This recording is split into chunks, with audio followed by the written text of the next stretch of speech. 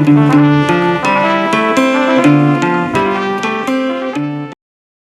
नेहरूंनी इंदिरा गांधींना पत्र लिहिली जेव्हा इंदिरा गांधी 14 वर्षांच्या होत्या.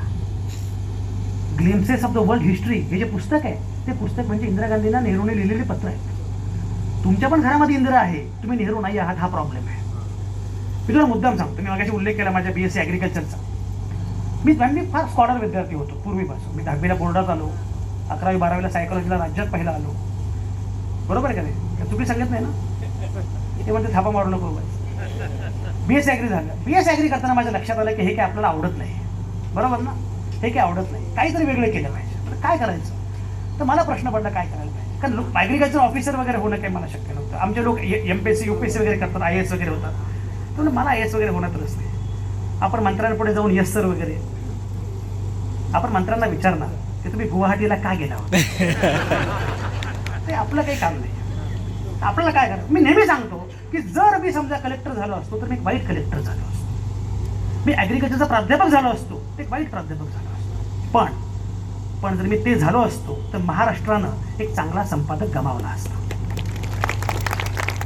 तुमच्या घरामध्ये पण अशी मुलं आहेत, त्यांना हवं ते करू द्या, त्यांना जे करायचं ते करू द्या.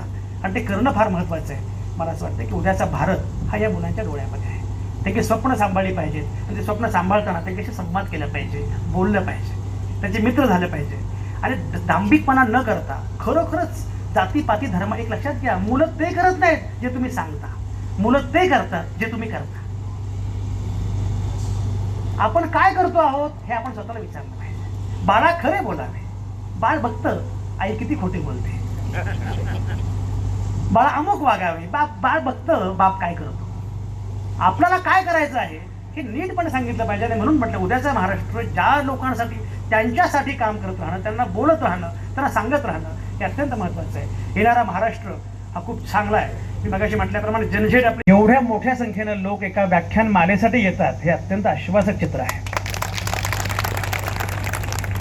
आणि मला त्याहून अधिक आनंद याचा आहे की एवढ्या मोठ्या संख्येनं महिला आहेत. म्हणजे यांनी सांगितलं की महिलांनी जरा पुढे बसावं, आमचे पुरुष बसणार आहेत. आमचे पुरुष म्हणजे काय? महिला कोणाच्या? बरं आमचे पुरुष कुठे आहेत? कुठेच नाही आहेत. महिलांची ही लक्षणीय संख्या फार महत्त्वाची आहे. आणि मी नेहमी सांगत असतो, आबा मागच्या निवडणुकीमध्ये सगळा गोंधळ यांनीच घातला, बिहारमध्ये पण घातला. मी त्यांना सांगत असतो की गोंधळ घातला पण आता गोंधळ निस्तरायचा पण तुम्हालाच आहे. त्यामुळे महिला मोठ्या संख्येनं असणं. आणि मी म्हटल्याप्रमाणे एवढ्या मोठ्या संख्येनं सगळे श्रोते आहेत. खरं म्हणजे दुसरं वर्ष आहे या व्याख्यानमालेचं. आणि मला फार आनंद आहे की एका मंत्र्यांच्या नावानं एक प्रतिष्ठान स्थापन होतं आणि ते प्रतिष्ठान या प्रकारची व्याख्यानमाला आयोजित करतं हे खूप महत्त्वाचं. संपादक, पत्रकार, संगीतकार, गीतकार, गायक, कलावंत अशी फौजच आहे. आमचे सगळे महाराज बघा इकडे, तबला वादक आणि काय अशी सगळी. मला अलीकडे शंकाच आहे बरं का बा की पुणे हे विद्येचं माहेरघर आहे असं म्हटलं जातं. पण बहुतेक विद्या सासरी लोणंदला आलेली आहे. एवढे सगळे कलावंत, एवढी सगळी मंडळी इथं आहेत याचा मला फार आनंद आहे. आणि आजच्या व्याख्यानमालेमध्ये मला असं वाटलं की अजितदादांच्या संदर्भात मी बोलणार आहेच. आणि त्याचबरोबर एकूण पुरोगामी महाराष्ट्राची परंपरा आणि आज आपण कुठे आहोत. कारण आपला वारसा फार मोठा आहे, मग आरसा असा काय हा पण विचार करावा लागणार आहे. अशा वेळी आपल्याला बोलायचं आहे. पण आबा मला नेहमी आश्चर्य असं वाटतं की तुम्ही आता मंत्री झालेलेच आहात पण तुमची 4थी टर्म आहे. बरोबर. मला कायम असा प्रश्न पडतो की आबा हे महाराष्ट्रातल्या फार अपवादात्मक अशा आमदारांपैकी एक आहेत की ज्यांच्या मतदारसंघामध्ये एवढं वैविध्य कुठेही नसेल. अतिवृष्टी आहे, अनावृष्टी आहे, अत्यंत आधुनिकता आहे आणि एकदम दुर्गमता पण आहे. मला असं वाटतं की हे भारताचं वैशिष्ट्य आहे. आणि खरं सांगू का, समोर एवढ्या मोठ्या संख्येनं महिला असणं, विचारपीठावर महिला असणं आणि त्याच्यामध्ये आमचे गणीभाई जुसूफ कच्छी पण असणं हा भारत आहे. संजय आवटेंच्या शेजारी गणीभाई आहेत हे फार चांगली गोष्ट आहे. आणि मला असं वाटतं की भारताचं हे वैशिष्ट्य आपण सांभाळलं पाहिजे. भारत इथपर्यंत जो आलाय त्यामुळे गणीभाई इथे बसू शकलेले आहेत. भारत इथपर्यंत जो आलाय त्यामुळे मधुमती आज नगराध्यक्ष झालेल्या आहेत.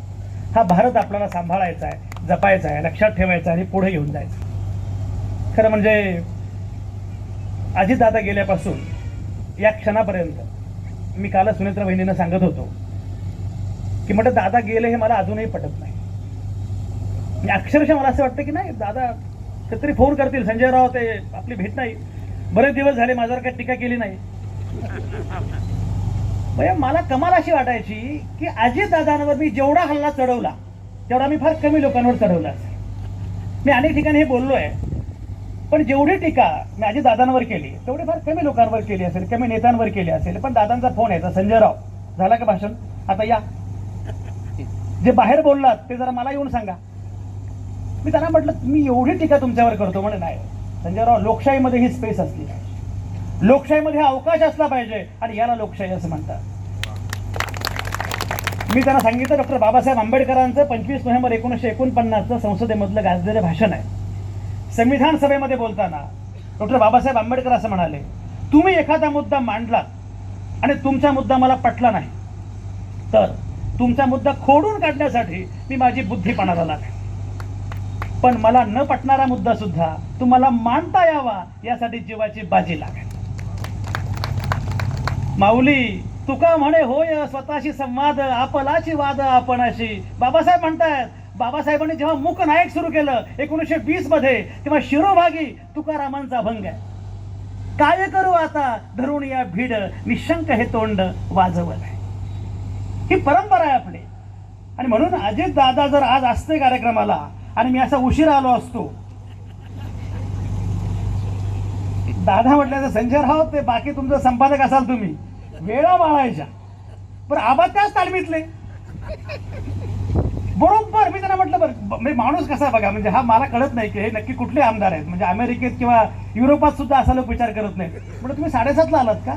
7:36ला आलो म्हटलं. ते गावात गेलो होतो. वेळांच्या बद्दल दादा म्हणजे यू कॅन इमॅजिन. आमचा लोकमतचा एक कार्यक्रम होता आणि 2-3 कार्यक्रमांना मी फोन करायचो, पण दादा काही येत नव्हते. म्हटलं दादा यावेळी जर नाही तुम्ही आलात ना म्हटलं कार्यक्रमाला आमच्या, मी आहे आणि तुम्ही आहे, पण नाहीतरी तुम्ही आहेच आणि मी आहेच म्हणे, मी काही केलं तरी तुम्ही सुरूच असतं. म्हटलं नाही मला तुम्ही माझ्या कार्यक्रमाला पाहिजे. मग म्हणजे किती वाजता तुम्ही सांगा, म्हणजे 8 वाजता. म्हटलं सकाळी दादा 8 वाजता काही कार्यक्रमाची वेळ आहे का? मी त्यांना गमतीने म्हणायचो तुम्हाला ते पहाटे पहाटे सगळ्या गोष्टी करायची सवय लागलेली आहे. शपथ पण पहाटे घेतली. संजयराव पहाटे नाही 8 वाजता. पण आमची पहाट 8 वाजता होती, म्हणून 10 वाजता यायचं. माझी गंमत अशी की मी राहतो पुणे मुंबई एक्सप्रेस वेला, लोढा तिकडे राहतो आणि कार्यक्रम JW मॅरिएटला, सेनापती बापट रोडला. कार्यक्रमाला मी म्हटलं तर चला निघालो. मी माझ्या सहकाराला घेतलं सोबत आणि कारमध्ये बसून निघालो आणि ट्रॅफिक इतकं भयंकर जाम. तुम्हाला माहिती आहे विद्यापीठ चौकामध्ये सगळा तो भयंकर ट्रॅफिक जाम. 9:30 पावणे 10 झाले होते. मी दादांच्या PS ला फोन केला, पण दादांचे सगळे PS आमचे ॲग्रिकल्चरचे ज्युनियर सिनियर आपले विकास पाटलांना फोन केला. म्हटलं विकास एक काम कर, दादांना सांगा की जरा उशीर, दादा निघाले म्हटलं. मला काही कळे ना. शेवटी मी अक्षरशः माझ्या त्या मॅरिएटमध्ये उभे असणाऱ्या सहकाराला फोन केला. म्हटलं बाईकवर ये. तो बाईकवर आला. मी मधला रस्ता पूर्ण धावत पलीकडे गेलो, बाईकवर बसलो आणि JW मॅरिएटला पोहोचलो. मी 9:50ला, 9:55ला दादा आले. काय आज खरं म्हणजे मी अनेक जण विचारतात की तुम्ही म्हणजे एवढं दादांबद्दल बोलताय. म्हणजे एक तर पहिली गोष्ट अशी की मला मनापासून दुःख झालं आणि अजितदादांच्या कार्यकर्त्यांना सुद्धा हे माहिती नाही की अजितदादा जाणं हे महाराष्ट्राचं किती मोठं नुकसान आहे.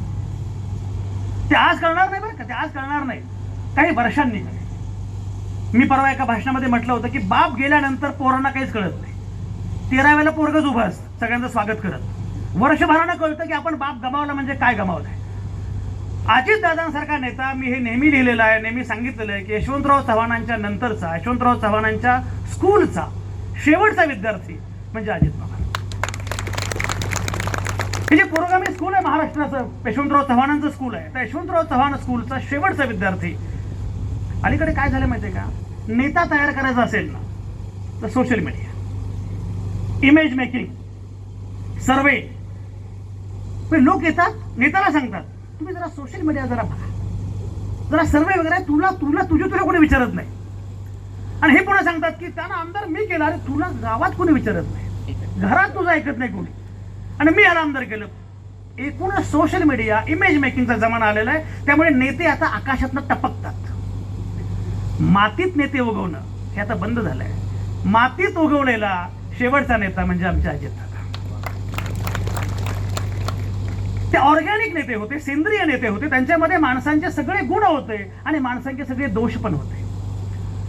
पण ते माणसांचे नेते होते हे सगळ्यात महत्वाचं. आणि म्हणून सगळे नेते आता जे सगळ्या तरुणांना पण मी सांगतो, सागर शेळके एक लक्षात घ्या, मुळामध्ये या प्रकारचा नेता महाराष्ट्रामध्ये जन्मला. त्यानं ज्या प्रकारे काम केलं, ज्या प्रकारे भूमिका घेतली, दादाने मला सांगितलं होतं. दादा म्हणे, आवडे साहेब तुम्ही मला काही बोला, मी तिकडे गेलो, तुम्हाला त्रास झाला मला माहिती आहे, पण तुम्हाला मी एक सांगतो, मी कुठेही असेन फुले शाहू आंबेडकरी विचारांची नाळ कधीच तुटू देणार नाही. मी कायम सांगत आलोय, अजित पवार हा लढणारा नेता होता, अजित पवार हा लढणारा नेता होता. एवढं सोपं नाही. या सगळ्या व्हॅक्यूम मध्ये, या सगळ्या परिस्थितीमध्ये अशा प्रकारे उभं राहणं ठामपणे आणि ठोसपणे, फुले शाहू आंबेडकरी विचार काय आहे हे नीटपणे सांगणं महाराष्ट्राला, हे अजिबात सोपं नाही. पण अजितदादाने ती भूमिका कायम, आणि कायम असं वाटायचं सरकारमध्ये, ते सरकारचं काही खरं नाही, आपल्या तिथे काही स्थान आहे की नाही माहिती नाही. पण दादांमुळे असं वाटायचं की उद्या काही सामाजिक काम आलं, काही गडबड असेल तर दादा आहे. पुरोगामी कार्यकर्त्यांना सुद्धा, सर्वसामान्य माणसांना सुद्धा अजितदादा ही एकमेव आणि शेवटची आशा होती. हे अजितदादांचं व्यक्तिमत्व. कारण अजितदादांना पुरोगामी महाराष्ट्र काय आहे ते कळालं होतं. अजितदादांना फुले शाहू आंबेडकर म्हणजे काय कळालं होतं. अजितदादांना छत्रपती शिवाजी महाराज म्हणजे काय ते कळालं होतं. आणि मी तुम्हाला एक सांगतो, अलीकडच्या नेत्यांचं काही खरं नाही. मी यांच्या जवळचे नेते गुवाहाटीला जातात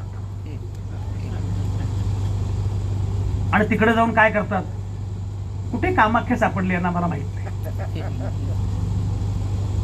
लोक सिन्नरला जातात. मला कळे ना, मी म्हटलं महाराष्ट्र जुन्नरचा की सिन्नरचा? जिथे शिवराय जन्मले त्या जुन्नरची वाट सोडून लोक सिन्नरची वाट. मी तुम्हाला सांगतो, अजित पवार महत्वाचे मला यासाठी वाटतात, हातामध्ये एक गंडा नाही, दोरा नाही, कधीच गंडा दोरा नाही. आपला हिमतीवर जे करायचं ते करायचं. दादा म्हणे, संजयराव म्हणे, मला ते अंधश्रद्धा नामक काही संबंध नाहीये. देव तुमचा, धर्म तुमचा, ठीक आहे, पण अंधश्रद्धा हा प्रकार मला, ही किती मोठी गोष्ट आहे. एका नेत्यानं या प्रकारची भूमिका जाहीरपणे घेणं, कुठला गंड नाही, कुठला गंडा नाही, ही भूमिका घेणं. आणि म्हणून मला असं वाटतं, ही भूमिका घेत इतका काळ राजकारण करणं ही फार अवघड गोष्ट असते. कारण त्यांना पुरोगामी महाराष्ट्र समजला तर मी मागाशी म्हटल्याप्रमाणे. आणि दुसरं, जात पात धर्माच्या पलीकडे गणिभाई, अजितदादांनी जेवढ्या मुस्लिम नेत्यांना संधी दिली तेवढी कदाचितच कुठल्या पक्षानं दिली असेल. मुंबई असो, कुठे असो, ते मला जातीपातीची गणितच मला कळत नाही. म्हणजे आपल्याकडे प्रॉब्लेम असा आहे की लोकांना जातीशिवाय, संजय आवटे कोण, तुला काय करायचंय, कुणी का असे ना, आवटे कळल्याशिवाय लोकांना बोलताच येत नाही. करायचं काय, कुठे गेले अनिल राजे? हाय जाणील, ते बिचारे वाट बघून बघून कंटाळ येते. पण त्यामुळे ते म्हटलं एक चांगलं झालं, तासभर आबा माझ्याकडे बसले, छान गप्पा झाली. जातीपातीशिवाय लोकांना. आणि माझा प्रॉब्लेम काय होतो, म्हणजे माझा प्रॉब्लेम नाही, लोकांचा प्रॉब्लेम होतो की माझं नाव आहे संजय श्रीधर आवटे, हे जो जे वांचिल तो तेला. काय कांचन दादा, समजा पाटील असतं तर किमान अंदाज बांधता येतो, देशपांडे असतं तर काही अंदाज बांधता येतो, कांबळे असतं तर काही अंदाज बांधता येतो. संजय श्रीधर आवटे, जो जे वांचिल तो तेला. मध्यंतरी मला महात्मा फुले समता पुरस्कार जाहीर झाला. छगन भुजबळ समता परिषदेचे अध्यक्ष त्यांनी मला फोन केला, म्हणे आवटे साहेब, आम्ही दरवर्षी एक पुरस्कार देतो, महात्मा फुले समता पुरस्कार, तो तुम्हाला द्यावा अशी कल्पना आहे. आपण तो मोठा पुरस्कार आहे, तुम्ही शरद पवारांना वगैरे तो पुरस्कार दिला आहे, तर मला कशाला देता? नाही, तुम्ही स्वीकारावा अशी माझी इच्छा आहे. म्हटलं माझी एक अट आहे, सांगा. म्हटलं मी स्टेजवर येऊन जे बोलायचं ते बोलणार, पुन्हा याला पुरस्कार देऊन चूक केली असं वाटतं का मला? छगन भुजबळ म्हटले, आता आवटे साहेब असं आहे, मी नाही म्हटलं तरी तुम्ही बोलणारच आहात. मग मी शेवटी पुणेकर असल्यामुळे मी पुन्हा विचारलं, पुरस्काराची रक्कम किती आहे? ते म्हटले 2 लाख रुपये. म्हटलं मग लगेच स्वीकारणार. तो पुरस्कार मला जाहीर झाला आणि पुरस्कार जाहीर झाल्यानंतर मला लोकांचे फोन सुरू झाले. त्या फोनमध्ये 2 वाक्य असायचे. पहिलं वाक्य, आवटे साहेब तुमचं अभिनंदन, तुम्हाला मोठा पुरस्कार मिळाला. दुसरं वाक्य, माहिती नव्हतं तुम्ही माळी आहात. महात्मा फुल्यांचा माळ्यांशी काय संबंध आहे? महात्मा फुलेंचा पुरस्कार मिळाला म्हणजे मला आठवलं आभा हा आचार्य प्र के अत्र्यांनी महात्मा फुल्यांवर एक सिनेमा केला. फार सुंदर सिनेमा बरं. कधी ज्यांना शक्य आहे तो सिनेमा अगदी आवर्जून आजही तो उपलब्ध आहे बघा. त्या सिनेमाचं उद्घाटन बाबासाहेब आंबेडकरांच्या हस्ते झालं आणि त्यामध्ये गाडगे बाबांनी भूमिका केली. महात्मा फुल्यांवर सिनेमा काढला आचार्य प्र के अत्र्यांनी, त्याला राष्ट्रपती पुरस्कार मिळाला. बाकी सगळे बेस्ट, पुरस्कार वगैरे मिळाला, पण थिएटरला काही पिक्चर चालला नाही. त्यामुळे आचार्य प्र के अत्रे हे कर्जबाजारी झाले. ते पिक्चर काही चालत नाही, कर्जबाजारी झाले. आणि पुणेकरांना कळालं की राष्ट्रपती पुरस्कार मिळालेला आहे, आता आचार्य प्र के अत्रेंचा नागरी सन्मान केला पाहिजे. पुणेकरांनी त्यांना सांगितलं की आचार्य तुमचा नागरी सन्मान करावा अशी माझी कल्पना आहे. का ते अत्रेच ते तुमच्या याच परिसरातले. अत्रे म्हणाले काय सन्मान बिन्मान ठीक आहे, पण मी कर्जबाजारी झालेलो आहे. तुम्ही असं करा, सगळे पुणेकर एकत्र येऊन जरा निधी गोळा करा आणि मला द्या माझं कर्ज. काही काळजी करू नका म्हटले. सगळ्यांनी फार भरपूर वर्गणी गोळा केलेली आहे आणि चांगली शाल आणलेली आहे.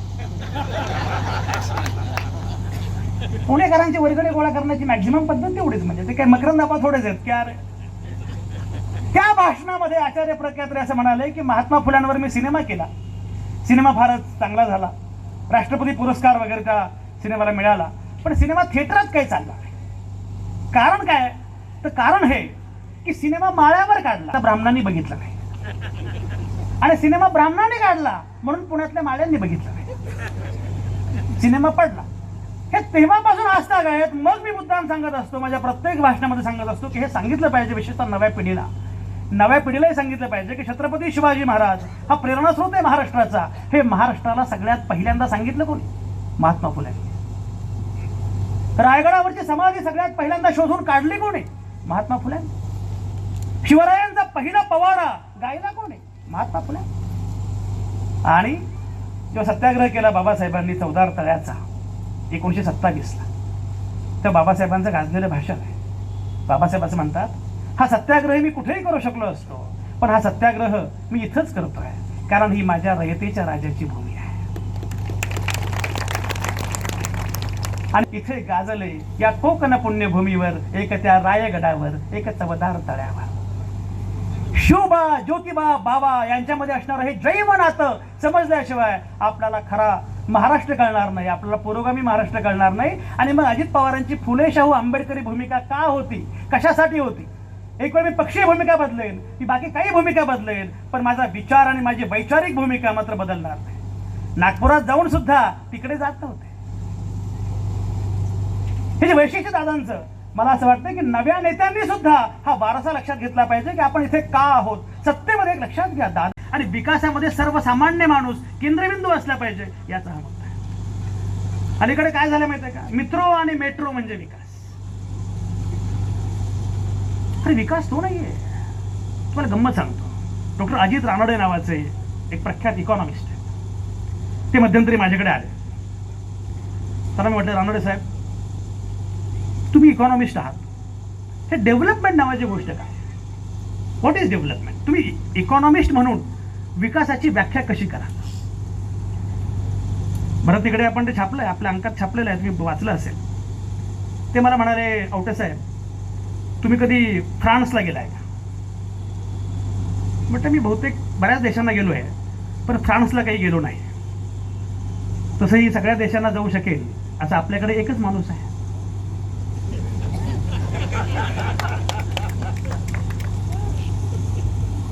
तर म्हटलं मी काही गेलो नाही.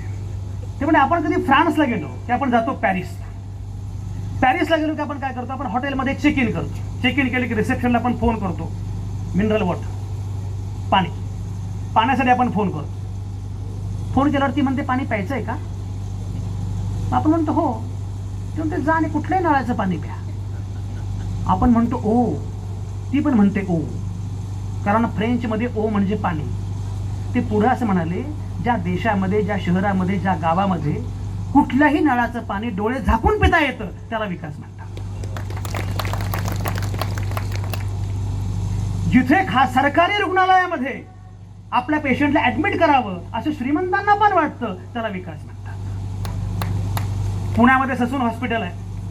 मध्यंतरी माझी आई आजारी पडली, आईला घेऊन मी ससून हॉस्पिटलला गेलो. आईला वाटलं पोराची माया पातळ झाली, सरकारी दवाखान्यात आणलं. पोराची माया पातळ झाली किंवा पोराची खिशातली माया पातळ झाली. मी आईला म्हटलं, आई ससून हॉस्पिटल आहे, पलीकडे बीजे मेडिकल कॉलेज आहे. ससून हॉस्पिटल आणि बीजे मेडिकल कॉलेजमध्ये मिळून जेवढे तज्ज्ञ डॉक्टर आहेत तेवढे भारतातल्या एकाही खाजगी रुग्णालयात नाही. तिसरा मुद्दा त्यांनी फार छान सांगितलं. म्हटले, जिथे आपल्या मुलाला सरकारी शाळेमध्ये प्रवेश द्यावा असं श्रीमंतांना पण वाटतं, त्याला विकास म्हणतात. अरे मध्यंतरी मी एका केजी स्कूलच्या उद्घाटनाला गेलो. नॉर्मली मी कधी जात नाही, पण एक ओळखीचे होते, गेलो. मी विचारलं, केजीची फी किती? 1.5 लाख रुपये. जर सर्वसामान्य माणसाला काही मिळत नसेल तर त्या विकासाला अर्थ काय? विकासाचा केंद्रबिंदू सामान्य माणूस असला पाहिजे. मी जे म्हटलं, यशवंतराव चव्हाणांचं स्कूलच हे होतं. ते स्कूल असं होतं, निवडणुकीमध्ये लढाई करायची, आखाड्यामध्ये अगदी जोरदार शट्टू ठोकायचे, सगळं करायचं, पण निकाल लागल्यानंतर जे जिंकले आणि जे हरले दोघांनीही लोकांसाठी काम करायचं. अरे यशवंतराव चव्हाणांचं गाजलेलं भाषण आहे, उजनी धरण. जेव्हा यशवंतराव बांधत होते तर त्या भाषणामध्ये काय माणसं असतात, काय मोठी माणसं असतात. यशवंतराव चव्हाणांचं भाषण, यशवंतराव चव्हाण असं म्हणाले, बा विठ्ठला तुझी चंद्रभागा मी अडवतोय, पण तुझी चंद्रभागा अडवली नाही ते शेजारच्या माझ्या दिनदुबळ्यांच्या ताटामध्ये भाकरी येणार नाही, म्हणून मला ही चंद्रभागा अडवावी लागेल. या प्रकारची भूमिका असणार यशवंतराव चव्हाण आणि तीच मांडणी सगळी करणार आहे. आणि याचं कारण आहे, एक स्कूल होतं. यशवंतराव चव्हाणांचं कृष्णा काठ नावाचं आत्मचरित्र आहे, ते दिलंय का आता? कृष्णा काठ नावाचं आत्मचरित्र यशवंतराव चव्हाणांचं. त्यामध्ये खूप चांगला प्रसंग आहे. तो प्रसंग असा आहे, यशवंतराव चव्हाण तेव्हा शाळेमध्ये होते. त्यांचे वडील अगोदरच वारले होते, आई होती, थोरला भाऊ. आणि यशवंतराव चव्हाणांनी स्वातंत्र्याच्या आंदोलनामध्ये भाग घेतला आणि एका सरकारी कार्यालयावर जाऊन तिरंगा फडकवला. तिरंगा फडकवल्यानंतर त्यांना अटक झाली. यशवंतरावांना यशवंतराव शाळेमध्ये अटक झाली. अटक झाल्याची बातमी आईला कळाली. आता आईला वाटलं की अवघड झालं, पोराला अटक झाली, मी पोराची शाळा बंद होणार. मग थोरला पोरगा इंग्रज सरकारकडेच नोकरी करतो, त्याची नोकरी जाणार. आता आपलं घर काही खरं नाही. ती माऊली रडायला लागली. एक शेजारचा माणूस आला, म्हटलं, मावशी रडू नका, काही काळजी करू नका, आपण काहीतरी करू. तो सरकारी अधिकारी जो आहे तो चांगला आहे, त्याची माफी मागू. माफी मागितलं तो सोडून देईल पोराला. म्हणजे बरं आल्या. यशवंतराव चव्हाण तुरुंगामध्ये म्हणजे पोलीस कोठडीमध्ये होते. तुम्ही अधिकाऱ्याकडे जाण्यापूर्वी जरा यशवंतला भेटते. 2 दिवस जेवला नाहीये, त्याला किमान भेटते. तर त्या अधिकाऱ्याकडे जाण्यापूर्वी यशवंतरावांकडे गेले. यशवंतराव आपले बसले होते पोलीस कोठडीत. त्यांना विचारलं, यशवंता जर आईचे पांग फेड, नको त्या गोष्टी का करतोस? असले उद्योग करू नकोस तू. काय गरज होती तुला? हे नको, शाळा शिकायची सोडून हे तिरंगा फडकवायची काय गरज होती? यशवंतराव म्हटले, आई अगं मी नाही काय केलं, महात्मा गांधींनी सांगितलं म्हणून केलं. ती आई तोपर्यंत माफी मागण्याच्या मूडमध्ये होती. जेव्हा हे कळालं तेव्हा ती म्हटली, महात्मा गांधींचं काम केलं वय, मग देवाचं काम केलं की काय चूक केलीस? जी आई माफी मागायला आली होती ती आई त्या अधिकाऱ्याकडे गेली, पदर खोचून म्हणाले, माझ्या पोरानं काही चूक नाही केली, देवाचं काम केलं, पुण्याचं काम केलं, मला पण तुरुंगात घाल. हा वारसा होता, गांधी नेहरू आंबेडकरांचा वारसा, शाहू फुले आंबेडकरांचा वारसा, शिवरायांचा वारसा. आणि म्हणून मी असं म्हटलं की दादांना हा वारसा कळाला होता. आणि म्हणून दादांची भाषा बघा, दादा किती छान विनोद करायचे. जय भीम नाही तो भारतीय नाही, तर जय भीम. म्हटलं बरं, म्हटलं मला एक सांग, मला तर जातच नाही म्हटलं, कारण मी ज्या चळवळीचा पाईक आहे मला जातच नाही. पण तू मला वारंवार विचारतेस की तुझी जात कुठली, जात कुठली, तुझी जात कुठली, तुझी जात कुठली मला सांग. ती म्हटली मी ब्राह्मण आहे. म्हटलं तू जर ब्राह्मण असशील तर तुझ्या डीपीवर महात्मा फुलेच असले पाहिजे. तू ब्राह्मण असशील तर तुझ्या डीपीवर सावित्रीबाई फुलेच असल्या पाहिजे. आणि तू ब्राह्मण असशील तर तुझ्या डीपीवर डॉक्टर बाबासाहेब आंबेडकरच असले पाहिजे. ती म्हटली एक्सक्यूज मी, मुली असं म्हणतात ना, एक्सक्यूज मी, माझा काय संबंध आहे? मी ब्राह्मण आहे, मी कशाला लढलो? म्हणजे बाकी जाऊ, तुला महात्मा फुल्यांबद्दल काय माहिती, तुला सावित्रीबाई फुल्यांबद्दल काय माहिती, तुला बाबासाहेब आंबेडकरांबद्दल काय माहिती? म्हणजे थोडंसं माहिती आहे. म्हणलं सांग ना. म्हणजे मला एक माहिती आहे, ते म्हणजे महात्मा फुले सावित्रीबाई फुले यांनी मुलींसाठी पहिली शाळा सुरू केली. म्हटलं बरोबर, मुलींसाठी. तुम्ही लक्षात घ्या का, यांचं काही खरं नाही. तुम्ही आज इथे आहात ते केवळ आणि केवळ महात्मा फुले सावित्रीबाई फुले. ज्या सावित्रीबाई फुल्यांनी दगडगोटे शेणगोळे सहन केले, पण नंतर पुणे विद्यापीठाला सावित्रीबाईंचंच नाव द्यावं लागलं. हा पोएटिक जस्टिस आहे. तुम्हाला कल्पना आहे? तुम्ही सगळे राजकारणातली मंडळी बरीच दिसताय मला इथे. आबांच्या पुढे पुढे बसलं पाहिजे, त्यामुळे राजकारणातले लोक जास्त असतात. आणि आबाई ऐकतात त्यामुळे आपणही ऐकलं पाहिजे म्हणून बिचारे ऐकतात सुद्धा. आपण चांगला संस्कार आबा तुम्ही करताय तुमच्या कार्यकर्त्यांवर, चांगली गोष्ट. लक्षात घ्या, महात्मा फुले हे तेव्हाचे पुण्याचे नगरसेवक होते. महात्मा फुले 7 वर्ष कमिशनर होते. महात्मा फुले कॉन्ट्रॅक्टर होते, ठेकेदार होते. खडक वाचल्यापासून अनेक धरणं त्यांनी बांधली. तगडा माणूस होता. त्यांना माणसं किती मोठी असतात बघा, काळाच्या किती पुढे असतात. त्यांना मूलबाळ नव्हतं. महात्मा फुल्यांच्या वडिलांनी महात्मा फुलांना बोलावलं आणि म्हटलं दुसरं लग्न का. ते म्हटलं ठीक आहे, लगेच करूया, काय प्रॉब्लेम नाही. दुसऱ्या दिवशी हे आणि सावित्री गेले. बापाला वाटलं कधी नव्हे ते पोराने ऐकलं. म्हणे मी सांगितलं ज्योतीला दुसरं लग्न करायचं म्हणतो. हो मी करायचं म्हटलं, माझं नाही, सावित्रीचं करूया. आजही म्हणजे 200 वर्ष झाल्यानंतर आजही आपल्याला तो माणूस इतका प्रचंड माणूस महात्मा फुले. मला सांगा, पहिली शाळा सुरू केली तेव्हा त्यांना शाळेला जागा नव्हती. जागा दिली कोणी? भिडे नावाच्या कोकणस्थ ब्राह्मण मित्राला. आता भिडे म्हटलं की भीती वाटते.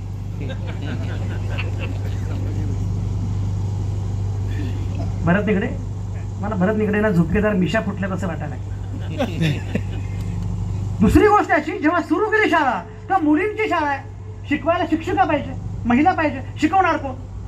सावित्रीबाई फुल्यांना महात्मा फुले म्हटले तू शिकव, पण त्या स्वतः शिकलेल्या नव्हत्या.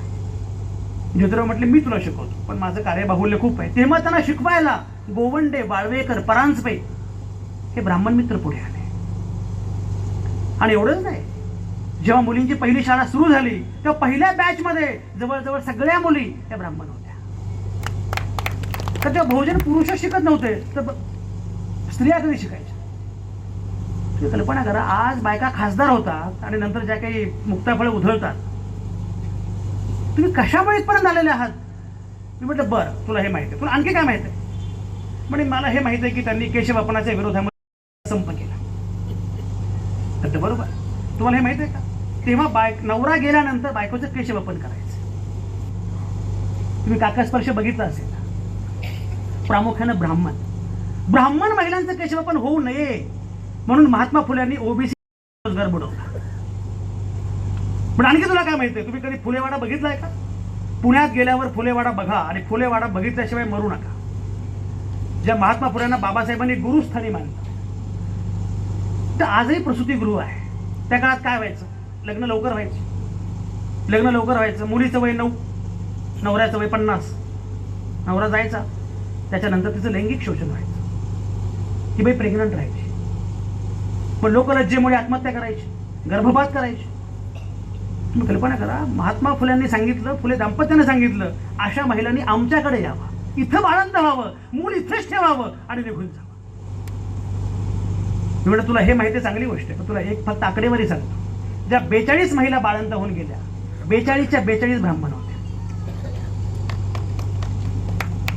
आणखी तुला काय माहित आहे? पण मी ऐकलंय की त्यांनी एका विधवेचं मूल दत्तक घेतलं. फक्त विधवेचं नाही, ब्राह्मण विधवेचं मूल दत्तक घेतलं. काशीबाई नावाची ब्राह्मण विधवा, नवरा गेला, तिच्यावर सासऱ्यानं बलात्कार केला. ती गरोदर राहिली, ती महात्मा फुलांकडे आली, त्यातनं जन्माला डॉक्टर यशवंत, त्याला दत्तक घेतलं. आता मला सांग महात्मा फुले कोणाचे? आता मला सांग सावित्रीबाई फुले कोणाच्या?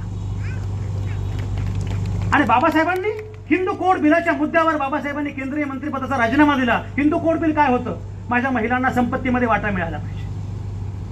नंतर राखी पौर्णिमेला साडी आणि इकडे सही कर.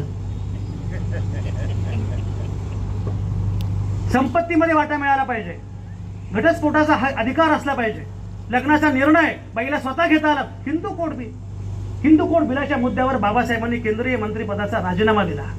केंद्रीय मंत्री असताना बाबासाहेबांना तेव्हाचे आठवले.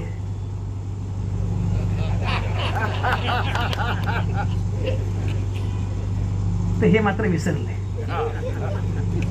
पडतोय प्रकाश. हिंदू कोड बिलाच्या मुद्द्यावर त्यांनी केंद्रीय मंत्रिपदाचा राजीनामा दिला आणि ते हिंदू कोड बिल पुढे नेहरूंनी मंजूर करून घेतला. आता मला सांग बाबासाहेब कोणाचे? ती मला म्हटली बाय. पण 15 दिवसानंतर तिने मला परत हाय म्हटलं. त्याच्या जीवात जीव आला. छत्रपती शिवाजी महाराज, डॉक्टर बाबासाहेब आंबेडकर यांचं कोलाज. मी म्हटलं याचा अर्थ एकच आहे, आपण बोलत राहायला पाहिजे, कम्युनिकेट केलं पाहिजे, संवाद केला पाहिजे. माणसं बदलतात त्यावर आपला विश्वास असला पाहिजे. आणि दुसरा मुद्दा, कॉलेजमध्ये न पटलेली मुलगी नंतर सुद्धा पटू शकते. आपण हे संवाद करणं खूप महत्वाचं आहे, कारण फुले शाहू आंबेडकरी चळवळीच्या सगळ्या कार्यकर्त्यांनी हे लक्षात घेतलं पाहिजे. एक कल्पना करा, आपण खूप पुढे आहोत, आपण जगाच्या खूप पुढे आहोत.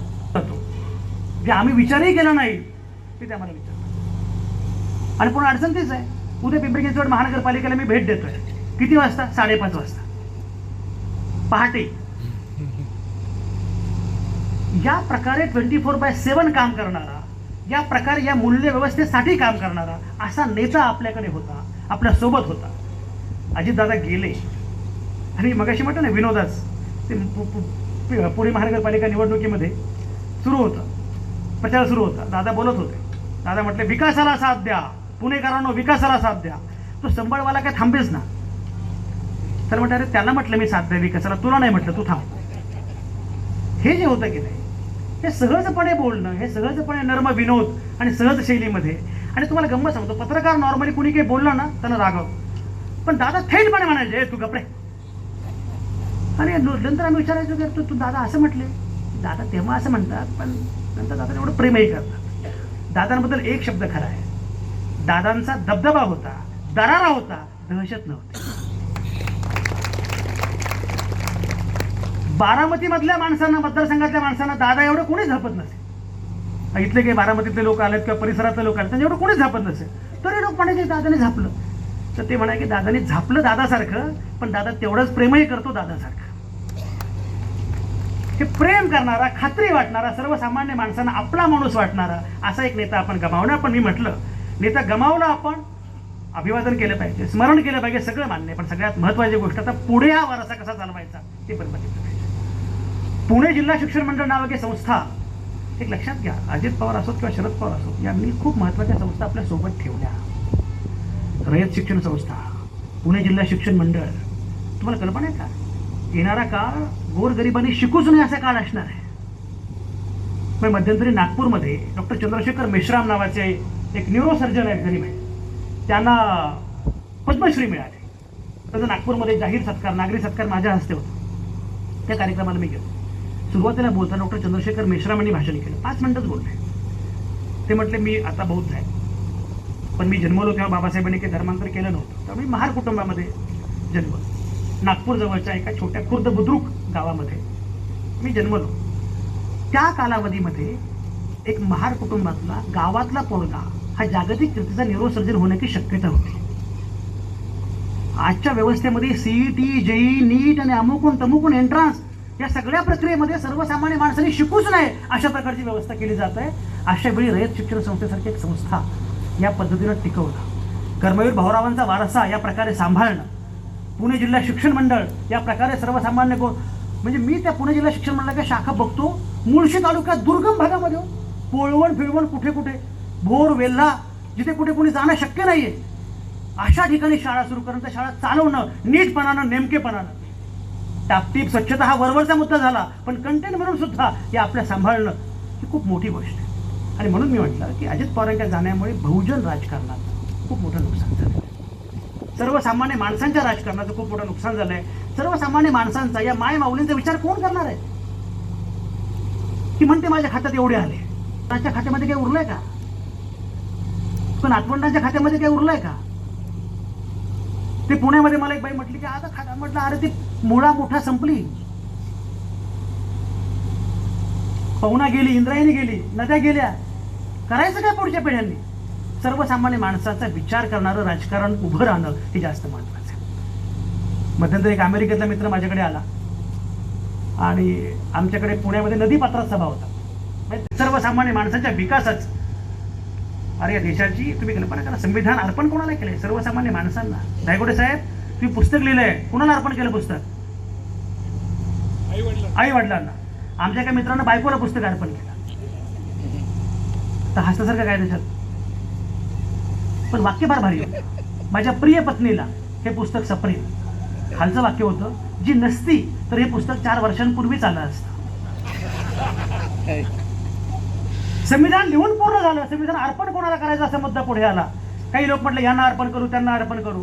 कोणाच्याही चरणी आम्ही आमचं संविधान अर्पण करणार नाही. म्हणून भारताचं संविधान हे एकमेव संविधान आहे जगातलं जे असं म्हणतं आम्ही भारताचे लोक, आम्हीच आमच्या प्रती हे संविधान अर्पण करतो. हा केंद्रबिंदू सर्वसामान्य माणूस असणं फार महत्वाचं आहे. मध्यंतरी मी लंडनला गेलो होतो. मला वाटतं मी पण बऱ्याच देशांना जातो का, हा उमेदवारी जाहीर करावी का? हां आहे ना. अच्छा, लंडनमध्ये मी गेलो आणि तिथे गेल्यानंतर एका हॉटेलमध्ये गेलो. तर सँडविच वगैरे तिथे कसं असतं, मील डील असं असतं. म्हणजे सँडविच प्लस पेप्सी इतकी किंमत. तुम्ही लंडनमध्ये होता बहुतेक, बरोबर ना? ते अगदी हो म्हटलं, मला वाटलं बरोबर आहे ना.